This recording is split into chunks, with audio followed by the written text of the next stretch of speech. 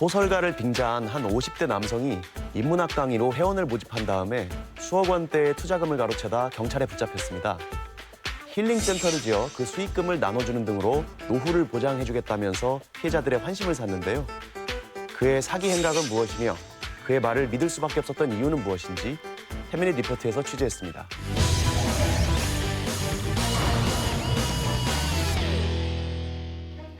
한 동영상 사이트의 인문학 강의 채널. 14,000여 명의 회원들이 해당 채널에 올라오는 인문학 강의를 구독하고 있습니다. 여기서 꽉 찬 존재는 우주일 수 있고 세상의 모든 삼라만상이 하나로 귀결될 수 있다는 거죠. 이곳의 운영자는 50대 남성 안모 씨. 안 씨는 자신이 대기업을 경영해본 적이 있고 베스트셀러 작가라며 신뢰감을 쌓은 뒤 회원들에게 투자금을 빼돌린 혐의로 경찰에 붙잡혔습니다. 과연 안 씨의 정체는 무엇일까? 10미닛 리포트에서 취재했습니다. 소설가 안 씨에게 피해를 봤다며 제작진을 찾아온 피해자들. 이들은 4년 전 한 인터넷 커뮤니티를 통해 안 씨를 알게 됐다고 이야기했습니다. 2015년에 인문학이 한창 열풍일 때 저 같은 경우는 그때 공부하는 중이었기 때문에 매일매일 올라오는 글을 이제 보게 됐죠. 온라인 커뮤니티를 보던 중 우연하게 안 씨의 인문학 강의를 보게 됐다는 피해자. 체험을 바탕으로 한 그의 강의에 호기심을 갖게 됐다고 이야기합니다. 그 속물건성으로 허세를 부리면서 가는 사람들, 저는 그분들의 모습에서 불쌍함이 이렇게 느껴졌어요. 명쾌한 언변과 화려한 그의 경력에 자신도 모르게 빠져버렸다는 피해자. 자기가 명문대를 나왔고 대기업 사이고 그다음에 최고의 경영인이고 그다음에 베스트셀러 작가고 그런 공인으로서 돈을 버는데 실패한 적이 한 번도 없다. 또 다른 피해자 역시 전혀 의심하지 못했다고 말합니다. 뭐 서울대를 나오고 뭐 전문 경영인이고 돈을 어떻게 벌 수 있다 뭐 이런 믿을 수밖에 없어서 양력이 너무 화려해서. 안 씨는 이 같은 자신의 이력을 내세워 회원들에게 힐링센터 건립을 투자할 것을 권유하기 시작했다 합니다. 인문학 콘텐츠를 만들고 있는데 강남이나 이런 데 가서 투자 설명회를 하면 바로 펀딩이 들어간다. 100억, 200, 300억. 뭐하러 이렇게 힘들게 돈을 버냐. 내가 쉽게 돈 벌 수 있는 방법이 있는데 노후도 우리 함께 살자 막 이런 식으로 해가지고. 왜냐면 저는 전문 경영인으로 여기까지 와 있었으며 제가 개발하는 것들이 힘들시킨 것들이 많이 있습니다. 지금까지 노후 걱정 안 해도 되니까 나중에 놀라운 기적들을 여러분들이 보게 될 거예요. 회원들이 힐링센터 건립에 투자하면 노후 보장은 물론 그 수익을 나눠주겠다며 설득했습니다.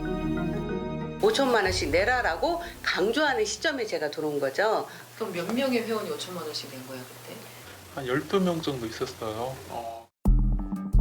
게다가 안 씨가 정해준 투자 금액을 모두 낸 회원에게는 더 많은 돈을 낼 것을 종용했다고 말합니다. 돈을 막 종용을 해요. 기부하라고. 더 내라고. 더 내라고. 그래서 저 돈 없다고 했더니 네가 여기서 망해야 된다. 그래야 네가 산다 막 이러면서. 기술 어떤 뭐라도 그러다가 망해야 된다 여기서. 그런 사람들 하나 둘 셋 넷 나오면서 이것은 여기에 주인들이 생겨나는 거예요. 안 씨의 말에 많게는 수억 원을 투자했다는 피해자. 심지어 안 씨는 힐링센터 건립을 위한 대지 구입을 강요하기도 했다고 합니다. 이게 빨리 땅이 사야지만 힐링센터가 지어진다. 지금 땅 사는 게 제일 시급하다. 그냥 땅 사는 거를 굉장히 종용을 많이 했었던 거예요. 그 200평, 250평 사 한옥마을이 옛날에 120만 원 했다. 지금 얼마 나오는지 평당 5천만 원이야. 스토리가 있어야 돼. 그 사람의 그 명예가 이렇게 올라가. 자신의 집 근처에 힐링센터를 건립한다며 구체적인 조감도까지 내세워 회원들에게 대지 구매를 강요했다는 안 씨. 회원들은 조금의 의심도 없이 현 시세보다 높은 금액을 주며 땅을 구입했다고 합니다. 중개업을 하고 있다는 또 다른 피해자 역시 안 씨에게 투자를 종용받았다고 이야기합니다. 어떻게 오셨냐 물어보니 자기가 소설가라, 작가다 그러면서 자기가 고도원에 아침에 편지를 하면 회원들이 몇십만 명이 생겨서 그 회원비로만 해도 운영이 된다. 그러니 집을 무상으로 지어주라. 그러면 내가 그 지분을 너에게 주겠다라고 했죠. 직접 설계 도면까지 가져와 본인의 사업에 투자를 하면 막대한 이익금을 챙길 수 있다고 이야기했다는 안 씨. 나는 공인이다. 자기가 여기가 붓고서트를 하면은 비행장을 만들어야 할 정도로 돈을 투자를 해올 거고 유명세를 뜰 거다. 네 그 집도 이렇게 있음으로 인해서 부자가 될 거고. 자신의 신분을 화려하게 소개하며 다수의 회원들에게 수억 원대의 투자금을 강요했다는 소설가 안 씨. 피해자들은 왜 이런 안 씨를 의심하지 못했을까? 너무 디테일하게 얘기를 하니까 뭐 의심을 안 했죠. 전 믿었죠. 끝까지 아닐 것이다. 내가 잘못 생각하고 있을 것이다. 그런데 갑자기 전주가 아닌 정읍의 힐링센터를 열겠다고 한 겁니다. 정말 힘들게 잔금을 치렀는데 전주에서 힐링센터를 한다고 한 사람이 힐링센터를 정읍에서 해야 되겠다라고 하면서 새마을금고에서 운영하는 수영장과 펜션을 인수해서 너희들이 마지막으로 투자하면 돈 걱정은 안 해도 된다. 회원들에게 한 금융권에서 운영하고 있는 시설을 인수해야 한다며 투자를 종용하고 심지어 돈이 없는 회원에게는 귀농귀촌을 강요했다고 말합니다. 귀농귀촌을 하면 한 사람당 3억을 지원을 해준다. 1억만 시설물을 투자하고 2억은 우리가 쓸 수 있다라고 얘기를 하는 거예요. 그러면서 하기 싫은 거를 억지로 막 설득을 시켜가지고 정읍시에서 귀농귀촌을 했어요. 실제 정읍 힐링센터 통장 입출금 내역에는 2억 원의 귀농 지원 자금이 입금돼 있었습니다. 안 씨는 회원들에게 정읍 소재의 땅을 구입하게 하고 정읍시에서 받은 지원금의 일부를 사용해 관련 시설물을 지었습니다. 하지만 이 모든 게 귀농귀촌 지원금을 받기 위한 속임수라고 이야기하는 피해자들. 실제로 힐링센터의 운영금으로 매달 안 씨 아내에게 수강료를 지급하는가 하면 일부 회원들을 통해 주기적으로 인출해 사용했다고 이야기합니다. 또한 안 씨의 집을 방문할 때면 집안일을 도맡아 하게 하고 심지어 힐링센터에 거주하면서 인력 착취까지 당했다는 피해자. 청소하고 뭐 나무 갖다 심고 채소 가꾸고 각종 일을 다 한 거예요. 굳은 일을. 주방일을 거의 다 했고 밥하고 빨래하고 다 이런 거 했고 청소 뭐 이런 거 그럼 인건비 같은 건 지급을 했어요? 전혀 안 했죠. 생활비는 한 푼도 주지 않았죠. 거액의 투자금 편취를 비롯해 힐링센터 건립을 위한 대지 매입, 심지어 노동력 착취까지 당했다는 피해자들. 지난 5월 전북지방청 광역수사대는 부녀자를 상대로 거액을 편취한 혐의로 소설가 안 씨를 검찰에 구속 송치했습니다. 수사기관에서 확인된 피해자는 총 9명 정도 되고 피해 금액은 약 7억 원 정도 됩니다. 그리고 앞으로 수사가 진행이 되면서 추가로 저희가 확인되는 피해자들은 약 한 20명에서 30명 정도는 더 추가로 확인될 수 있을 것 같습니다. 피의자는 혐의에 대해서는 인정을 하나요? 모든 범죄 사실에 대해서 다 부인을 하고 있습니다. 회원들이 자발적으로 돈을 모아 기부했다며 모든 혐의를 부인하고 있는 소설가 안 씨. 피해자들은 그런 안 씨 곁에 숨은 조력자가 있었다고 이야기합니다. 그 거짓말을 할 때면 이렇게 물어요. 맞지? 그지? 그러면 마주 못해 하는 것처럼 이렇게 고개만 이렇게 끄덕끄덕하고 그랬었거든요. 안 씨의 아내이면서 인문학 강사로 왕성한 활동을 하고 있다는 신모 씨. 피해자들은 그녀 역시 이번 사건의 가해자라고 말합니다. 안 씨는 주변에 자신을 돕는 사람들을 두고 회원들에게는 외부와의 접촉을 극도로 자제하도록 지시했다고 합니다. 대화도 하지 마라. 같이 가깝게 하지도 마라. 막 이러면서 우리가 뭐 이의제기를 한다든가 그러면 거기서 바로 폭언을 해요. 욕을 하면서. 이제 완전히 화살을 나한테 들이대네. 여기가 시내냐? 할 게 없으니까 나한테 들이대냈냐? 나는 나한테 들이대는 놈들 나 용납 못해. 평소에 거친 언행을 서슴없이 하면서도 고소장 접수 후에는 피해자들을 회유하려고 한 안 씨. 고소 취하만 되면 이것은 그냥 없었던 일이 되는 거야. 그러면서 약속 이행만 남아 있는 거라고. 우리 둘이 이렇게 서로 조건을 같이 만들어 갈게. 2013년부터 SNS를 통해 모집한 인문학 강좌 회원들에게 힐링센터를 만들어 노후를 보장해주겠다고 속인 뒤 그 투자금을 지속적으로 가로채왔다는 안 씨 부부. 안 씨가 피해자들에게 저질러온 만행은 모두 사실일까? 안 씨의 집을 찾아간 제작진. 도심을 벗어나 어느 외곽에 자리 잡은 안 씨 부부의 집. 잘 관리된 넓은 마당에 자리 잡은 집과 인문학 사무실. 그리고 투자금으로 구입했다는 고급 외제 차량. 혹시 회원들에게 가로챈 투자금으로 호화 생활을 해온 것은 아닐까? 제작진은 SNS에서 강사로 활동하고 있는 안 씨의 아내를 만나보기로 했습니다. 하지만 집안에 아무도 없는 상황. 자신을 유명한 소설가라고 소개한 안 씨는 어떤 사람일까? 제작진은 포털 사이트에 안 씨를 검색해봤습니다. 그의 이름으로 출판된 것으로 보이는 여러 권의 책들. 1994년부터 지난 3월까지 몇 권의 소설과 에세이 등을 출간한 것을 확인할 수 있었습니다. 그 가운데 눈에 띄는 그의 양력. 국내외 유명 대학을 졸업하고 수상까지 한 경력은 사실일까? 서울에서 출생을 하고 서울대를 나오고 워싱턴대를 나오고 미국에서 등단을 하고 그런 부분들은 저희가 직접 확인을 해보니까 입학 사실, 졸업 사실, 학력 사실이 없는 걸로 확인됐고 모든 경력이 다 허위라는 것은 인정을 했습니다.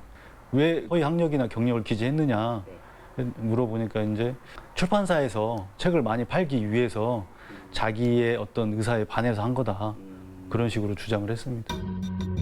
도서 판매 부수를 높이기 위해 출판사가 허위로 양력을 기재했다는 것. 그의 말이 사실일까? 제작진은 해당 출판사에 확인해봤습니다. 그 대표님 통해서 받은 양력으로 넣었던 거라서 네. 받은 대로 넣었던 거죠. 학력 위조는 안 씨가 직접 했고 자신들은 모르는 일이라는 출판사 관계자의 이야기. 그러던 중 제작진은 과거 그가 한 문학상을 수상한 사실을 발견했습니다. 이 상은 어떻게 받게 된 걸까? 이 문학사 발행인이 이 양반을 별도로 좀 넣어주면 좋겠다. 소위 말하면 대표 작가들과는 별개로 작품도 없고 그냥 이름만 작가 양력하고 이름만 올라가 있는 거예요.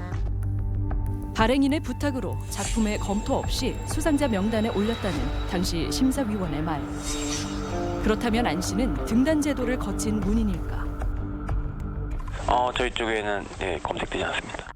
저희 회원 중에는 그런 이름을 가진 분이 없는데요. 아, 두 분 다 안 계세요? 네. 네, 없습니다. 그렇다면 그의 인문학 강의에 대해 전문가는 어떤 반응을 보일까? 그런데 알고 보면 기본적 개념도 정확히 사용을 못하고 규절을 그냥 가지고 뒤죽박죽해서 이렇게 이야기를 해버리면 지적 교만이고 잘못하면 이런 강의를 듣는 사람들이 잘못 이해할 수 있게 되는 계기가 될 수도 있다라고 생각은 해. 문학, 종교, 철학 등 다양한 안 씨의 강연 주제. 하지만 전문성이 떨어진다는 게 전문가의 의견. 제작진은 2년 전 회원들의 투자금을 토대로 구입했다는 정읍의 힐링센터를 찾아가 봤습니다. 23,800m의 대규모 면적의 정읍 소재 힐링센터. 피해자들은 안 씨가 힐링센터 주변의 땅을 확보해 호텔을 세우는 계획도 가졌었다고 말합니다. 현재 힐링센터는 어떻게 운영되고 있을까? 계세요? 전주에 사실 오늘 안 나왔거든요. 그분들은 이제 피해를 일방적으로 봤다고 주장. 투자회사가 잘 됐을 경우에 투자 이익을 받는 거고 투자금이 안 나올 수 이익이 안 나올 수도 있고 좀 미뤄질 수도 있는 상황이야. 투자했다고 내가 그러면 다 이익 받는다고 그건 아니잖아요. 그거는. 본인들도 투자한 게 있고 힐링센터는 진행형이라고 이야기하는 관계자. 두 분들도 여기 투자는 하신 돈 있으시죠? 당연하죠. 저희가 다 만든 거예요. 재판 중이잖아요. 그러니까는 옳고 그름은 알아서 법원에서 판결할 것이고 변호사에게 문의를 하시는 게 좋을 것 같아요. 힐링센터 투자 건은 알려진 사실과 다르니 안 씨 측 담당 변호사와 이야기 나누라는 회원들. 제작진은 안 씨 측 변호사를 통해 안 씨의 입장을 들어봤습니다. 힐링센터를 지어서 사업을 해서 나눠주겠다 이게 아니라 어차피 공동체이기 때문에 돈이 생길 수도 있으면 그러면 다 뭐 나눠줄 수도 있지 않냐라는 얘기를 한 적은 있어요. 실제로 힐링센터에서 수익이 발생돼서 분배가 된 적도 있고요.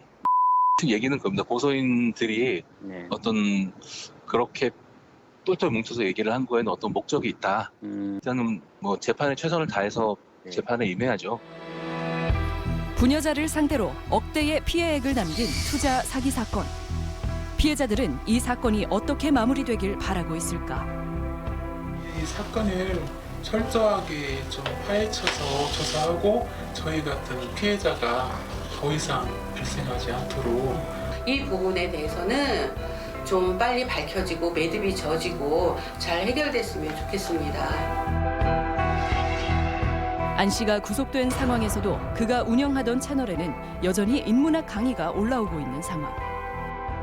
소설가를 빙자해 소설 같은 이야기를 꾸며내온 한 사기꾼의 이야기. 더 이상 억울한 피해로 고통받는 이가 생기지 않도록 수사당국의 철저한 감시가 있어야 할 것입니다.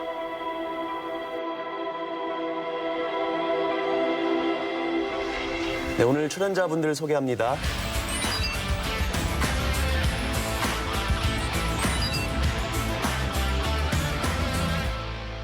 원장님, 이 영상을 보니까 사기치는 것도 이게 보통 정성이 필요한 게 아닌 것 같아요. 이게 진짜 범죄가 치밀한 것 같은데 책도 내고 이렇게 하면서 피해자들의 어떻게 보면 마음을 환심을 얻은 것 같은데요. 어떻게 보셨어요?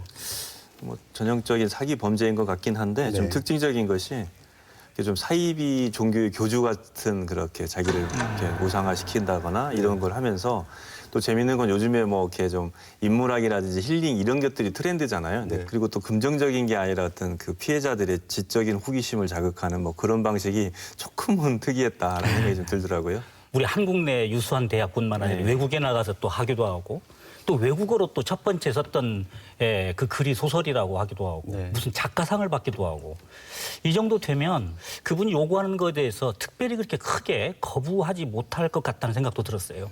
이렇게 좀 피해를 당하는 사람들의 심리를 잘 이용하는데 제가 보기엔 크게 한 3가지 정도 요소를 가지고 있어요.